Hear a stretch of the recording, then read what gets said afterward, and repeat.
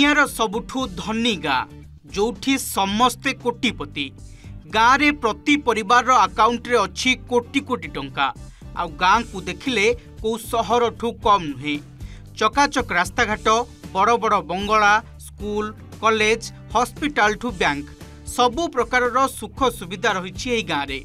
आपण भाबुथिबे आमे निश्चय अमेरिका चीन कनाडा कि अन्य को धनी देशर गाँ विषय कहूथिबु, किंतु जानी आश्चर्य हेबे ए गाँ रही आम भारत रे जार ना माधापार।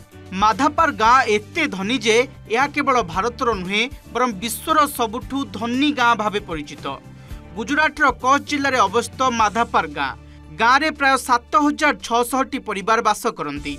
लोक संख्या 92,000 रु अधिक। गाँव में मोट 17टी बैंक रही। आ बैंक गुड़िकर ग्रामवासी प्राय 7,000 कोटी टंका डिपोजिट अच्छी। यह परिमाण अनेक सहर अर्थनीति भी बड़ जो विश्वर सबुठु धनी गाँ बोली कहुए। निश्चय आपणक मनरे प्रश्न उठुथिबो माधापार गाँ एते समृद्ध हैला केमिति, कौन करती एही गाँर लोक माने। एक रिपोर्ट अनुसार माधापार गाँर अधिकांश लोके विदेश रे रुहंती। अमेरिका लंडन कनाडा और विभिन्न आफ्रिकीय देश में सेटेल्ड अछंती, किंतु एमाने निज माटी को भूली नाहंती। निज रोजगार एक बड़ अंश गाँव थिबा बैंक और डाकघरे जमा करती। परिवार प्रतिपोषण सहित गाँवर विकास रे खर्च करती। गाँव में उन्नत शिक्षा स्वास्थ्य भित्तिभूमि और विभिन्न विकासमूलक कार्य पई सेमाने मोटा अंकर टंका देउथिबा जणा पड़े।